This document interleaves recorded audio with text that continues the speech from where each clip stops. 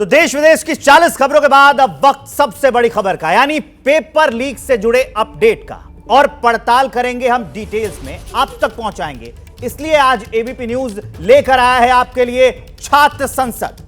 NEET और UGC net paper leak को लेकर देश भर में बवाल जारी है। इस बीच सरकार ने एक बड़ा कदम उठाते हुए एक कानून को अधिसूचित कर दिया है। यह कानून पेपर लीक और धोखाधड़ी को रोकने के लिए फरवरी में पारित किया गया था। इस कानून का नाम लोक परीक्षा कानून 2024 है। इस कानून के लागू होने के बाद सार्वजनिक परीक्षा में धांधली करने पर अधिकतम 10 साल कैद और 1 करोड़ रुपए के जुर्माने का प्रावधान है। देश के भविष्य को लेकर लाखों छात्रों को इंसाफ दिलाने के लिए सरकार ने परीक्षाओं में नकल पर नकेल के लिए कानून तो लागू कर दिया, लेकिन इस कानून की परीक्षा अभी बाकी है, क्योंकि जिस तरह एक के बाद एक खुलासे हो रहे हैं, कबूलनामे सामने आ रहे हैं, सबूत और सुराग मिल रहे हैं, उसने यह सोचने पर मजबूर कर दिया है कि आखिर इस गोरख धंधे के पीछे कितने किरदार हैं और कौन सूत्रधार है। क्या लीक वाले वायरस के खात्मे के लिए लॉ वाली वैक्सीन कारगर साबित होगी? और अभी जो छात्र पेपर लीक का शिकार हुए हैं, उनका क्या होगा? आज की छात्र संसद में हर पहलू पर बात होगी। इसी पर बात करने के लिए हमारे साथ स्टूडियो में प्रोफेसर चंद्रचूड़ सिंह शिक्षाविद हैं, एलन पॉल वर्गीस एआईएसएफ के नेता हैं, मान्या शर्मा एनएसयूआई के सचिव हैं और शिखा स्वराज एबीवीपी के, ये हमारे साथ जुड़ गए। ये तमाम मेहमान हमारे साथ हैं और उनके साथ वो छात्र भी मौजूद हैं जिनमें ने कई लोगों ने नीट की परीक्षा दी है और कई ऐसे छात्र हैं जो परीक्षा की तैयारी कर रहे हैं। उनकी चिंताएं क्या हैं, आशंकाएं क्या हैं, क्या नए कानून से उम्मीद है? इसी बीच ग्राउंड लेवल पर क्या है इन्वेस्टिगेशन, क्या चल रहा है जमीन पर, क्या सियासी एक्शन हो रहा है या उस पर रिएक्शन ही आ रहे हैं? ये बताने के लिए मेरे सहयोगी मेरे साथ जुड़े हुए हैं, उनका आपसे करा देता हूं तारिफ। आप स्क्रीन देखिए, पटना से प्रकाश कुमार मेरे साथ लाइव दिख रहे हैं, दिल्ली से रविकांत दिख रहे हैं, लखनऊ से वीरेश पांडे। जब तक ये सारी चीजें मैं आपको बता रहा हूं, एक बड़ी खबर आ गई है, उसी से करते हैं बुलेटिन की शुरुआत। शिक्षा मंत्रालय ने एनटीए की परीक्षाओं में गड़बड़ी रोकने और पारदर्शिता लाने के लिए 7 सदस्यीय हाई लेवल कमेटी का ऐलान कर दिया है। इसरो के पूर्व चेयरमैन और आईआईटी कानपुर के पूर्व डायरेक्टर के राधाकृष्णन इसके मुखिया होंगे।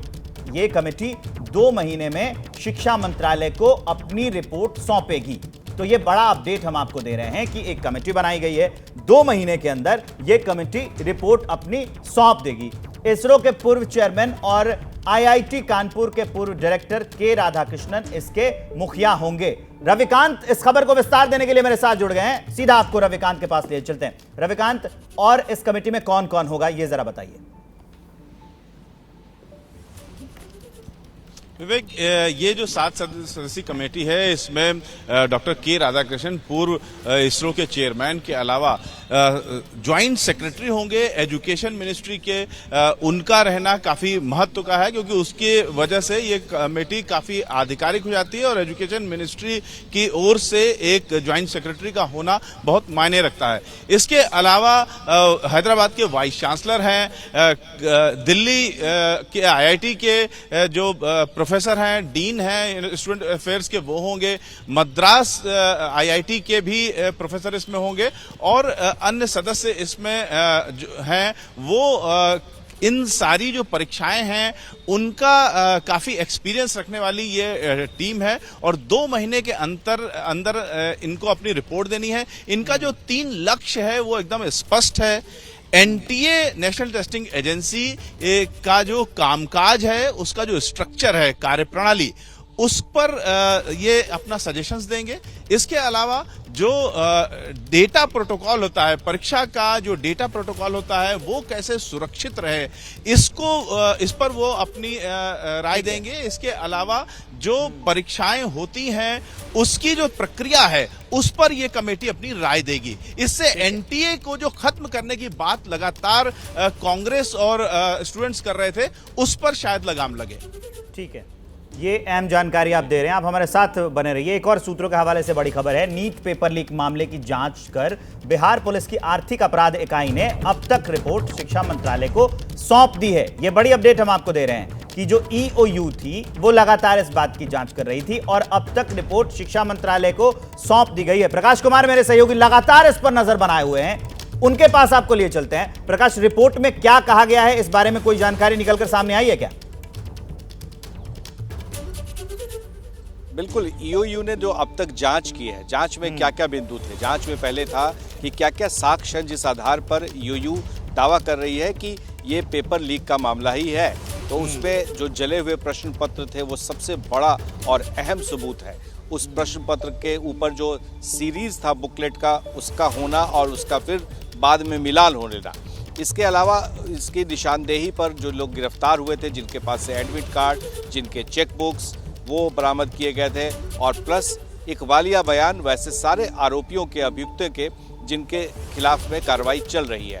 तो ये तमाम सबूत और साक्ष्य के आधार पर पूरे रिपोर्ट सौंपे गए हैं। और इस रिपोर्ट में ये भी कहा गया है कि ये प्रश्न पत्र लीक का मामला है जिसका नेटवर्क बिहार और झारखंड से जुड़ा हुआ है सीधे तौर पर। और भी राज्यों की इसमें जांच चल रही है, लेकिन बिहार और झारखंड, तो जाहिर है कि इस रिपोर्ट का काफ़ी असर देखा जा सकता है आने वाले समय में, क्योंकि ये रिपोर्ट अपने आप में पूरी गवाही है कि नीट परीक्षा में धांधली हुई है और धांधली प्रश्न पत्र लीक को लेकर। ईओयू की रिपोर्ट ये बताती है कि नीट परीक्षा में धांधली हुई है। एनटीए जब आकर अपनी प्रेस कॉन्फ्रेंस करता है और अपने आप को ट्रांसपेरेंट बताता है, लेकिन उसके बावजूद पटना में जब एफआईआर दर्ज होती है तब ये बात पता चलती है, इस बात के सबूत मिलते हैं कि परीक्षा में धांधली हुई है। जब 2 दिन के बाद बिना नोटिफिकेशन के ग्रेस मार्क्स दिए जाते हैं तब इस बात का पता चलता है कि धांधली हुई है। जब आरोपी गिरफ्तार किए जाते हैं तब इस बात का पता चलता है कि धांधली हुई है। लेकिन चंद्रचूड़ सर, अब तक इस पर एक्शन क्यों नहीं लिया गया? देखिए, ऐसा विवेक की कायदे से परीक्षा अगर धांधली हुई तो रद्द हो जानी चाहिए ना? नहीं, धांधली हुई है। देखिए, एक कानून की प्रक्रिया होती है और कानून की प्रक्रिया में जब तक कि सभी जितने एंगल्स हैं उनको कवर ना कर लिया जाए, सिर्फ संदेहों के आधार पर अगर पूरी परीक्षा को अगर निरस्त कर दिया जाए, एफआईआर की कॉपी संदेह है। एफआईआर हो जाना सिर्फ अपने आप में ये काफ़ी नहीं है, क्योंकि आप समझिए 24 लाख लोगों के भविष्य से ये इसका मामला जुड़ा हुआ है। मैं ये नहीं कह रहा कि उसको नहीं करना चाहिए, मैं बिल्कुल नहीं कह रहा हूँ, परंतु सिर्फ एक संदेह है या एक एफआईआर है, उसकी जब तक जांच ना हो जाए, निष्पक्षता से जांच ना हो जाए, तब तक किसी के लिए भी उस पर एक सीधा निर्णय ले लेना थोड़ा मुश्किल होता है। लेकिन ये भी सच है कि अब लगभग महीने से ज़्यादा का समय हो चुका है और अगर अभी तक जांच नहीं हो पाई तो वो कौन कारण है जिसके कारण वो जांच नहीं हो पा रहा है। तो मुझे लगता है कि कहीं ना कहीं जवाबदेही तो सरकार की बन रही है और मुझे लगता है कि माननीय मंत्री जी ने भी इस जवाबदेही को स्वीकारा है। तो मुझे लगता है कि सरकार भी अपनी तरफ से कोशिश कर रही है और विद्यार्थियों का जो लक्ष्य है या विद्यार्थियों का जो भविष्य है उसके आधार पर सरकार कोई फैसला लेगी। अभी आपने बताया कि एक कमेटी की स्थापना की गई है और मुझे लगता है कि कमेटी जो है वो व्यापक रूप से इसको देखेगी, समग्र रूप से अपने सुझाव देगी और हो सकता है कि दूरदर्शी कुछ ऐसे उपाय बताएं ताकि भविष्य में इस प्रकार की समस्या से ये समस्या हो ही ना हो। लेकिन अगर एक चीज मैं विवेक और आपको बता देता हूं, मुझे लगता है कि ये हम एक जो देख रहे हैं वो हम भवन का कंगूरा देख रहे हैं। कहीं ना कहीं इसके नीचे संरचनात्मक कारण है जो हमारी शैक्षणिक व्यवस्था है, हमारी शैक्षणिक व्यवस्था में जो असेसमेंट सिस्टम है, जो एग्जामिनेशन सिस्टम है, जिस हिसाब से हम कैपेबिलिटीज को की जांच करते हैं, कैसे किस प्रकार से जिस हिसाब से एनटीए ने अपनी बात, जैसे आप कह रहे हैं कि जो हमारा सिस्टम है, जो मार्किंग सिस्टम है, पहले तो सवाल उठे उसके मार्किंग सिस्टम पे एनटीए के, उसके बाद वो कह रहे हैं कि ग्रेस मार्क्स दे रहे हैं, उसके बाद कह रहे हैं कि 1563 बच्चों का जो एग्जाम है वो फिर से वो चाहें तो दे सकते हैं। तो कई तरह की बातें तो इस प्रकार के, इसीलिए उस पर तो हम लोग आएंगे ही, विशेष चर्चा करेंगे, क्योंकि ये जो संस्था है ना, नेशनल टेस्टिंग एजेंसी, सबसे ज्यादा इसी पर सवाल उठ रहे हैं। लेकिन एक सवाल और है, आप जो कह रहे हैं कि धैर्य से देखना चाहिए, धैर्य बनाए रखना चाहिए, पूरा एक प्रोसेस फॉलो किया जाएगा। मान्या शर्मा है एनएसयूआई से, आप लोगों का धैर्य काम नहीं कर रहा, धैर्य नहीं रख सकते आप लोग, देखिए क्या हो रहा है, क्यों धैर्य रखने की तो कोई बात ही नहीं है। पटना पुलिस को 5 मई को इस बात की पूरी जानकारी हो गई थी कि नीट एग्जाम का जो पेपर है वो लीक हो चुका है। उसके बावजूद जब शिक्षा मंत्री के पास ये बात जाती है तो पहले तो वो नकार देते हैं कि कोई पेपर लीक नहीं हुआ है, बाद में वो कबूल करते फिरते हैं, नैतिक जिम्मेदारी की बात करते हैं। अगर इतनी आप नैतिक जिम्मेदारी उठा रहे हैं तो आपको नैतिकता के तौर पर इस्तीफा दे देना चाहिए। 24 लाख छात्रों के भविष्य के साथ खिलवाड़ किया जा रहा है, आरोपी गिरफ्तार हो चुके हैं, कबूलनामे खुल चुके हैं जिसमें खुद बताया गया है कि 30-32 लाख की पेपर की डील थी, अभ्यर्थियों से 40-40 लाख रुपए लेके काम करा जा रहा है। क्या ये काफी नहीं है? क्या ये सबूत काफ़ी नहीं है? अब जब अभी नीट का बवाल खत्म ही नहीं हुआ था, उससे पहले यूजीसी नेट का सामने आ जाता है, पेपर को रद्द कर दिया जाता है। 25 तारीख को 27 तारीख को होने वाली CSIR का परीक्षा उसे पोस्टपोन कर दिया जाता है, टेम्पररी रद्द कर दिया जाता है। CBSE जैसे मैथ्स के इंग्लिश पेपर तक लीक हो रहे हैं। ये भारतीय जनता पार्टी, NDA सरकार, ये पेपर लीक पार्टी। पिछले 7 सालों में 70 पेपर लीक हो चुके हैं, लगभग आपको 2 पार्टी को करोड़। टारगेट करना है इसके लिए कि छात्रों की बात करनी है? नहीं, छात्रों की बात करनी है कि NTA आया कब है? NTA पिछले 7 से 8 सालों पे आया है। कौन लाया NTA? बीजेपी लाई है, बीजेपी के अंतर्गत तो आया। मतलब आपको क्या है कि राजनीतिक पार्टियों को टारगेट करना है, बीजेपी हो या NTA को लाने वाला आएंगे? है अब इन कौन? लोगों का जरा धैर्य जांच लेते हैं। परीक्षा दी थी आपने? Yes sir. परीक्षा दी थी? Yes sir. तो क्या हुआ आपके साथ? सर मेरे जो मार्क्स थे वो 629 थे, लेकिन सर जो रैंक का हमने रिकॉर्ड्स देखे उस चीज़ पर बच्चों के, तो मेनली जो स्टूडेंट्स बढ़े हैं वो 600 से लेके 720 के बीच में स्टूडेंट्स काफ़ी बढ़े हैं। जो सारी कहानी तो अब क्या चाहते हो, क्योंकि ये लंबी कहानी चल रही है। मैंने भी कई इंटरव्यूज़ किए, ग्राउंड पे था, वहाँ पे मिल गए थे NTA दफ्तर के बाद।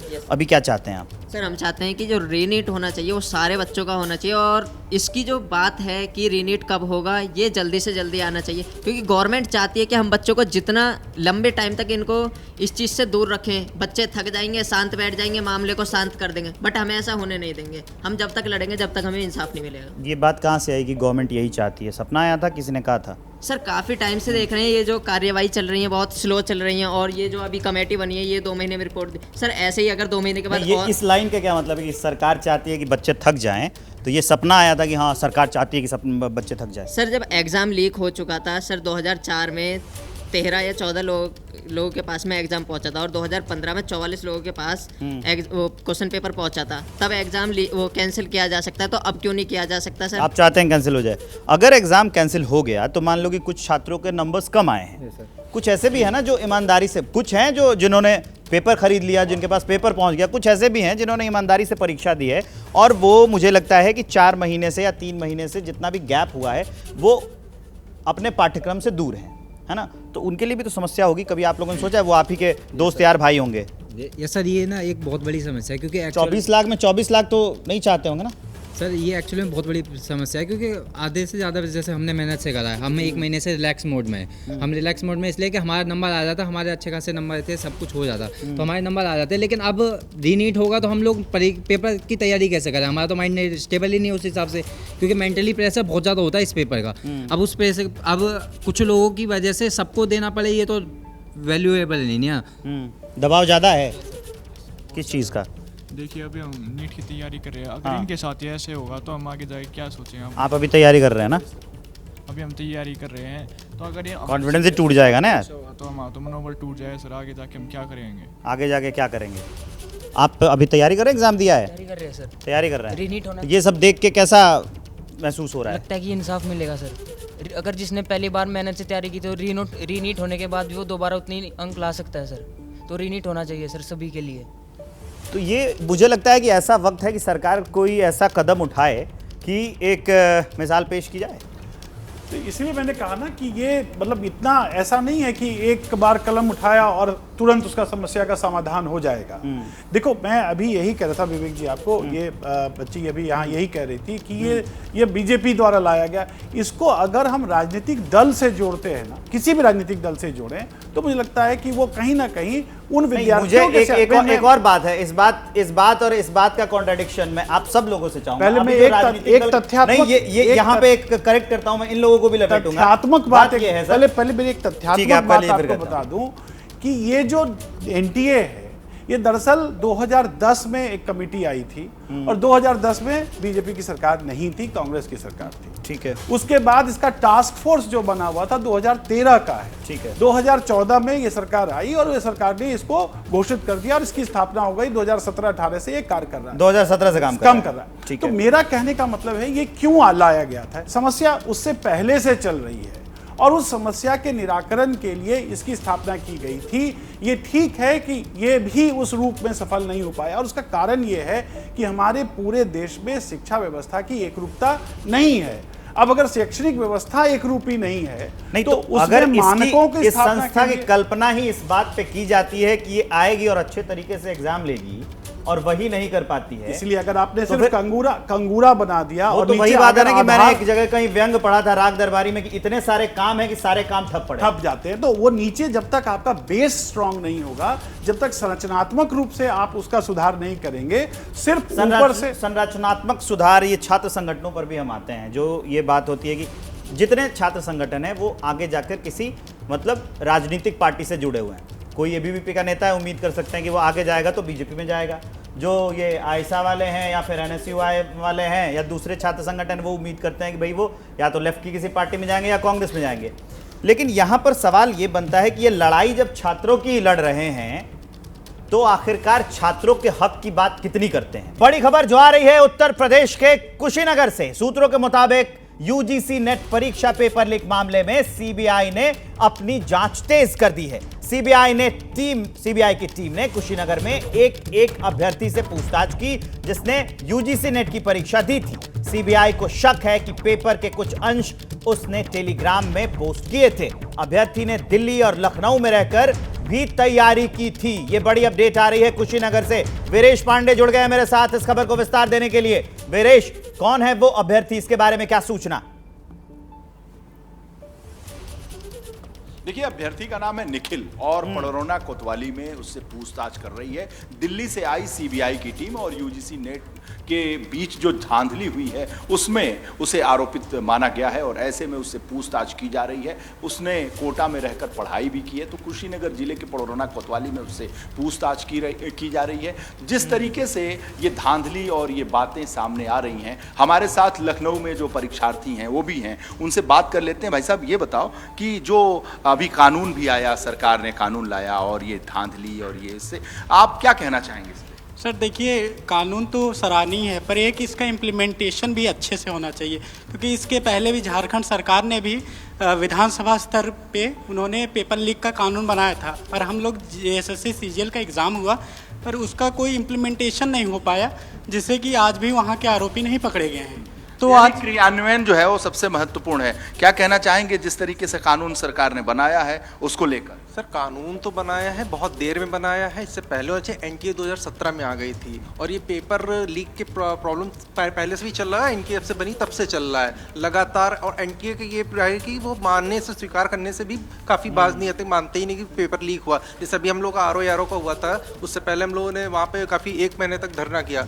तो वो आयोग जो होते हैं जितने भी, वो मानने को ही तैयार नहीं, एक्सेप्ट ही नहीं करते। जैसे धर्मेंद्र प्रधान जी पहले ही अभी देखिए मान नहीं रहते, अब इन्होंने आनंद फानंद में माना कि हाँ पेपर रद्द किया जाएगा। अभी 3 पेपर बैक टू बैक कानून है, उससे कुछ राहत आपको मिलेगी आप सभी परीक्षा? इम्प्लीमेंटेशन अच्छा हो तो, बाकी कार्यान्वयन होना बहुत जरूरी है विवेक। और ये सभी छात्रों का मानना है, सुबह से लेकर मैं अभी तक बात कर रहा हूं, कहना है कि कानून तो बहुत बनते हैं, उस पर अमल तो हो, उसको लागू तो किया जाए, उसको ठीक से आप वहां से किया जाए। ठीक है वीरेश, आपने वहां से जानकारी दी। स्टूडियो में भी मेरे साथ कुछ छात्र मौजूद हैं। आप लोगों ने नया कानून देखा है ना, उसकी लाइंस भी पढ़ी होंगी। उसमें है कि 1 करोड़ के जुर्माने का भी प्रावधान है। क्या सोचते हैं आप इस पर, नए कानून पर? सर, रूल्स तो बनाए जा रहे हैं, लेकिन उनका इम्प्लीमेंटेशन किस तरह से होता है उसकी बात है। अब जैसे इस साल नीट का पेपर लीक हुआ, हर तरह के सबूत मिल रहे हैं, कमेटी भी बनाई गई, लेकिन कमेटी की रिपोर्ट कब आएगी? 2 महीने बाद। इस साल के छात्रों का क्या होगा? हम सब भी तो। मेरे मन में एक और सवाल था कि आप बैठ जाइए, 30 या 32 लाख में पेपर की डील होती है। 4 पेपर, मान लीजिए अगर वो 32 लाख में डील हो गई तो 3 या 4 पेपर वो करता है, तो अगर 4 पेपर की डील से वो 1 करोड़ का जुर्माना भर के आसानी से निकल सकता है। 4 पेपर और बेच देगा, तो खामियां तो हैं। तो इसलिए जैसे क्या है कि राजस्थान में जब ये कानून लाया गया था तो 1 करोड़ का जुर्माना था, बाद में उसको संशोधित करके आजीवन कारावास में बदल दिया गया। तो ऐसे जब तक प्रावधान नहीं होंगे तो कैसे होगा? नहीं, हालांकि इस प्रावधान इस कानून में भी प्रावधान है कि नॉन बेलेबल ये इसको माना गया है, पर सवाल वो नहीं है। सवाल इसका ये है कि क्या एबिलिटी टू पे, अगर मान लीजिए मैं किसी चीज़ को पे कर देता हूँ तो क्या मुझे उसका हक है कि मैं वो गलत काम कर सकता हूँ?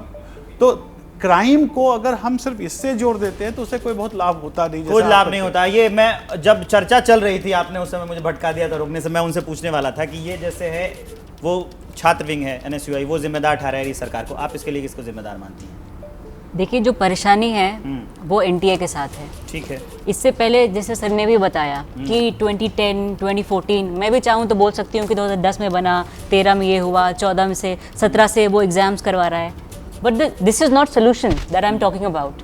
आज एनटीए में आज सबको परेशानी दिख रही है क्योंकि हम प्रोटेस्ट कर रहे हैं। ये पहला केस नहीं है नीट और यूजीसी नेट का।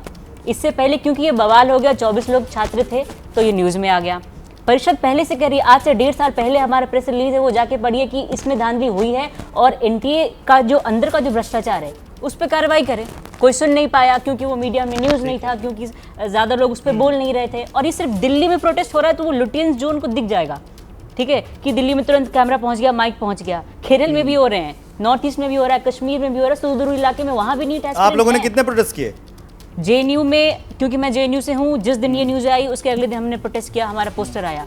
और डेट क्या 5 तारीख को किया था, 6 तारीख को, 7 तारीख को, डेट याद है? ये अराउंड 7 या 8 का है। हमने पुतला दहन किया है एनटीए का। 4 तारीख को रिजल्ट आए थे, 7 या 8 को जब हंगामा होने लगा तो आपने प्रोटेस्ट किया। हंगामा होने की बात नहीं है, उससे पहले मैंने कहा हमारा प्रेस रिलीज एनटीए के जो इंफ्रास्ट्रक्चर प्रॉब्लम, उसमें एक तो स्टाफ शॉर्टेज है स्टाफ की, उसके बाद उसके पहले भी खामियां रही हैं। अगर मैं गिनाने पे आ जाऊं, आप गिनाइए ना। मैं छात्रों के भविष्य की बात करते हैं, जितने छात्र संगठन है छात्रों के भविष्य की बात करते हैं तो गिनाएं। Exactly I am talking about. वही मैं कह रही हूँ कि एक तो उसका फीस स्ट्रक्चर सही नहीं, वो पैसे कितना लेता है, वो 100 रुपए में यूपीएससी भी एग्जाम कराती है। इसके लिए कुछ किया एबीवीपी ने? अरे हम शुरू से इस चीज को लेकर मुखर हैं कि पैसे कम करो, क्यों इतना पैसा देगा स्टूडेंट एग्जाम करवाने के लिए। दूसरी बात, जब आप सेंटर पे जाते हैं, आपको सेंटर पे एग्जाम ग्रेस मार्क का जो इशू आया, क्यों ग्रेस मार्क की बात क्यों है? क्योंकि आप इनकॉम्पिटेंस हैं, आप सही टाइम पे एग्जाम स्टार्ट नहीं करवा रहे हैं, उसके लिए स्टूडेंट क्यों भुक्तभोगी हो, वो क्यों आपका ग्रेस मार्क का बर्डन उठाए। दूसरी बात सर, लेट मी कंप्लीट।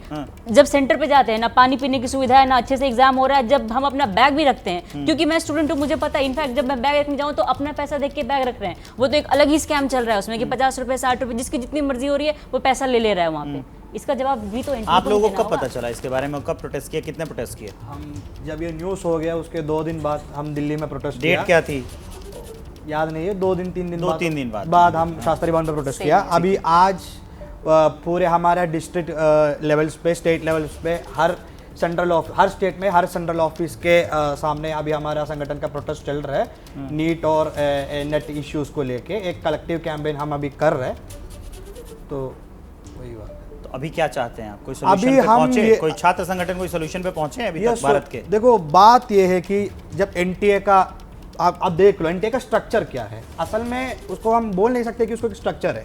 2017 में जब ये एस्टैब्लिश्ड हो गया, उसके ऊपर कॉम्प्रिहेंसिवली कुछ नहीं है। अगर आप देख लो ये पार्लियामेंट का स्टैंडिंग कमेटी रिपोर्ट्स आप देख के पढ़ लो, 2017 से अभी 24 तक किसी में भी एनटीए के ऊपर या कुछ चीज़ के ऊपर कोई जानकारी नहीं है। लेकिन नीट के ऊपर हुआ है, सीबीएसई के ऊपर हुआ है, यूजीसी के ऊपर। जैसे आप सबको पता है कि हर मिनिस्ट्री के ऊपर एक स्टैंडिंग कमेटी होता है, लेकिन एनटीए के बारे में किसी गवर्नमेंट रिपोर्ट्स पे या कुछ स्टडी पे या कोई कमीशन का भी कोई रिपोर्ट नहीं है इसके बारे में। तो एक तरफ का पार्लियामेंट रिव्यू, आप ये कह रहे हैं कि एनटीए का स्ट्रक्चर ही ठीक नहीं है? स्ट्रक्चर ही ठीक नहीं है, और उसका नेशनल टेस्टिंग एजेंसी का मतलब ये हो गया कि नेशनल टॉर्चरिंग एजेंसी, जो बच्चों को टॉर्चर करते हैं। तो मेरा कहना ये कि कॉम्प्रिहेंसिव डेवलपमेंट, अगर आप एक इंस्टीट्यूशन लेके जा रहे हो, आप उसको, मेरा बात सुन लो पहले, कि उसको एक स्ट्रक्चर चाहिए, कॉम्प्रिहेंसिव स्ट्रक्चर चाहिए जो फुल प्रूफ है, जिसके ऊपर पार्लियामेंट का, जुडिशरी का बहुत लीगल तरीके का रिव्यू रहना चाहिए उसके ऊपर। एनटीए के ऊपर कुछ नहीं आइडिया है।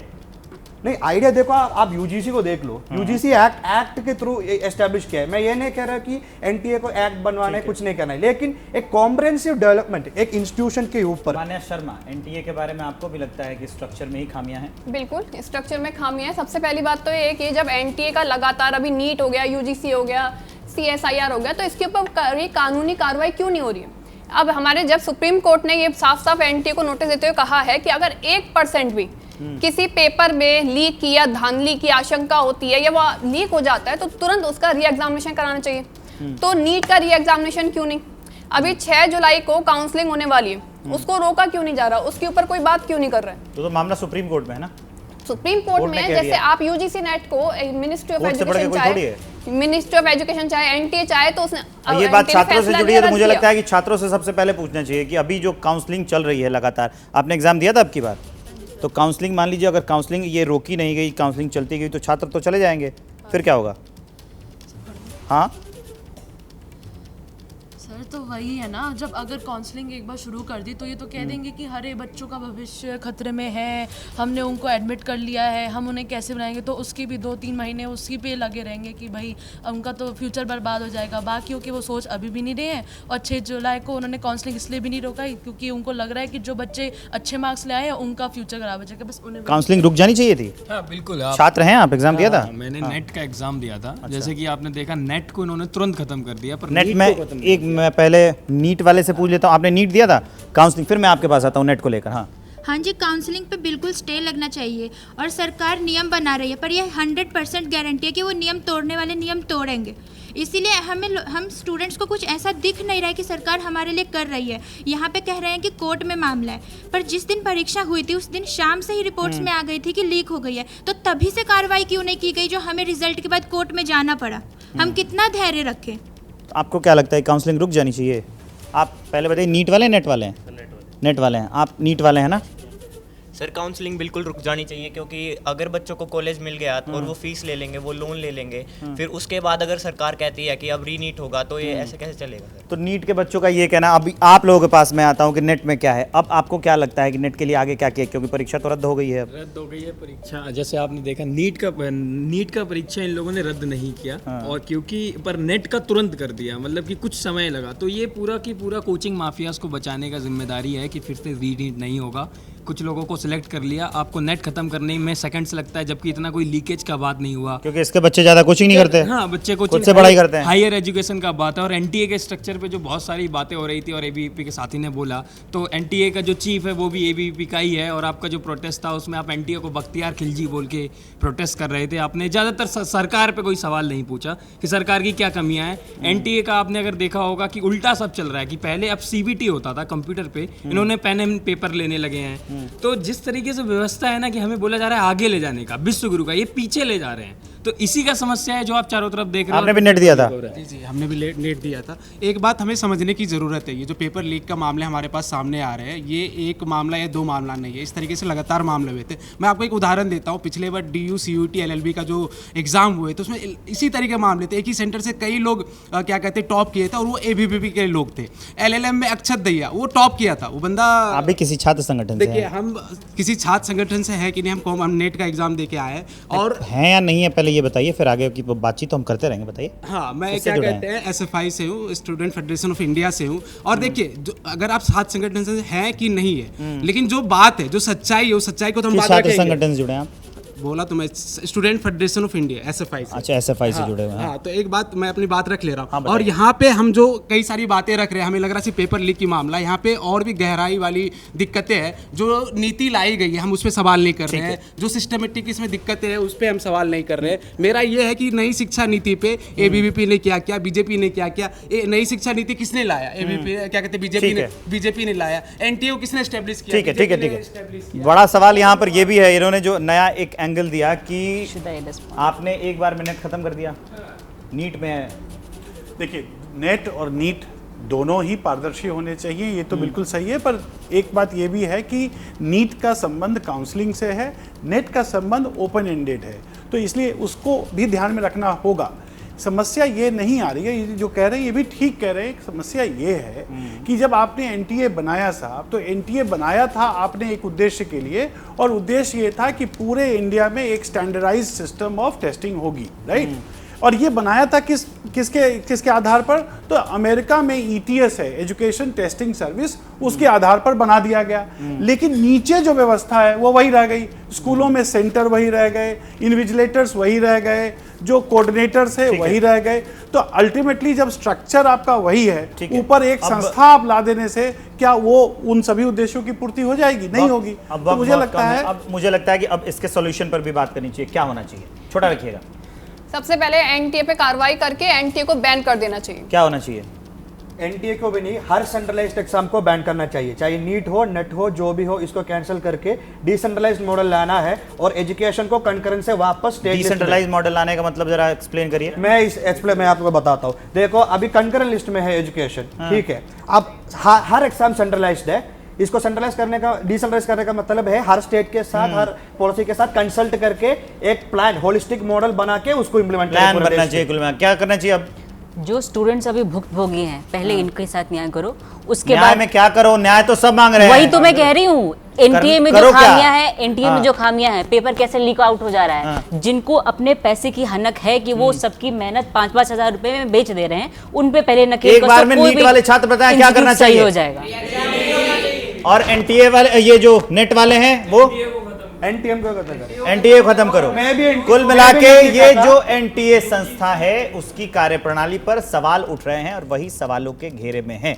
एक और बड़ी खबर जानिए, बिहार में नीट पेपर लीक कांड पर इस वक्त की ये सबसे बड़ी अपडेट है। झारखंड से गिरफ्तार आरोपी बिहार लाए गए, देवघर से गिरफ्तार किए गए 6 आरोपियों को लेकर पटना पहुंची है ईओयू की टीम। पटना में कोर्ट में पेश किए जा सकते हैं ये आरोपी। बड़ी अपडेट हम आपको बता रहे हैं, लगातार कार्रवाई हो रही है। ईओयू की जो टीम है 6 आरोपियों को लेकर पटना पहुंची है। झारखंड से भी तार जुड़े थे तो देवघर से ये गिरफ्तार किए गए हैं। देवघर, झारखंड का देवघर, वहां से गिरफ्तार किए गए 6 आरोपी थे और इनको लेकर अब ईओयू की जो टीम है वो पटना पहुंची है। अब इनसे आगे की पूछताछ की जाएगी। अब और तार खंगाले जाएंगे कि आखिरकार इस गड़बड़ी में और कितने किरदार सामने आ सकते हैं। तो बड़ी अपडेट हम आपको बता रहे हैं, पटना में जो है अब 6 लोगों को लेकर ईओयू की टीम पहुंची है। कहां से लेकर पहुंची है? झारखंड के देवघर से। वहां उन्हें गिरफ्तार किया गया है और उसके बाद उन्हें यहां लाया गया है पटना में। नीट पेपर लीक मामले के आरोपी सिकंदर का नाम तेजस्वी के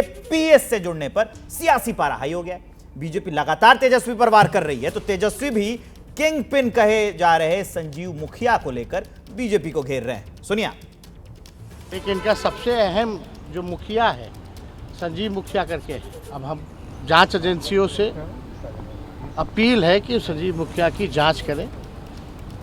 सरकार से हम अपील करते हैं कि इसकी जांच कराएं। तो हमारे पास सारा तस्वीर वगैरह कौन कौन नेताओं के साथ क्या क्या है उस संजीव मुखिया का, वो हमको सार्वजनिक करना पड़ेगा। तो इससे बेहतर है कि जांच एजेंसियां जो हैं निष्पक्षता से जांच करें। जो पेपर लीक करने वाला वो बचेगा नहीं। सिकंदर का, प्रीतम का, तेजस्वी यादव जिससे क्या संबंध है? सिकंदर के लिए कमरा बुक प्रीतम जी कराए थे या नहीं? और प्रीतम तेजस्वी यादव का पीएस हैं या नहीं? ये तो नेता प्रतिपक्ष जो उस समय उप मुख्यमंत्री और पथ निर्माण विभाग के मंत्री भी थे, उनको बताना चाहिए ना। बात बना क्यों रहे हैं, भरमा क्यों रहे हैं? बड़े लोग के चेहरे छुपे हैं इन लोगों के बीच।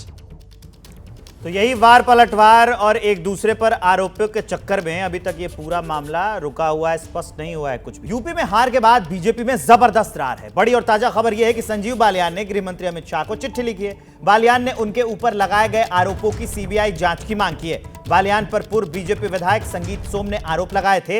इन्हीं आरोपों का जिक्र करते हुए बालियान ने अमित शाह से सीबीआई जांच की मांग की है। एबीपी न्यूज के पास संजीव बालियान की चिट्ठी है। संगीत सोम ने बालियान पर विदेश में जमीनों की खरीद फरोख्त का आरोप लगाया था। अभिषेक उपाध्याय मेरे सहयोगी मेरे साथ जुड़ गए हैं। और क्या क्या आरोप लगाए गए हैं इस चिट्ठी में, अभिषेक? देखिए, सबसे बड़ी बात यह है कि संजीव बालियान पर संगीत सोम ने आरोप लगाए थे, लेकिन आरोप के फेवर में कोई सबूत सामने नहीं रख सके थे।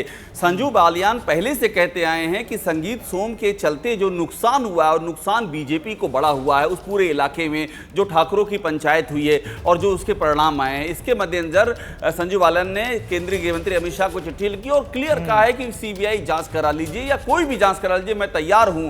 संगीत सोम ने आरोप लगाया था कि ऑस्ट्रेलिया में जमीन खरीदी है संजीव बालियान ने, लेकिन कोई सबूत उसके नहीं दिए अभी तक सामने। तो सीधा कहना संजीव बालियान का कि आप सीबीआई जांच कराइए, इस षड्यंत्र का पर्दाफाश हो और जो इसके पीछे के षड्यंत्रकारी हैं यानी कि पीछे से जिनका हाथ है उनका भी पर्दाफाश हो। ये बात इस चिट्ठी में संजीव बालियान ने लिखी और ये चिट्ठी बहुत ही महत्वपूर्ण हो जाती जिस तरह से इस समय यूपी बीजेपी में तस्वीर उभर करके सामने आ रही है। विवेक। ठीक है अभिषेक, इस जानकारी के लिए आपका बहुत बहुत शुक्रिया।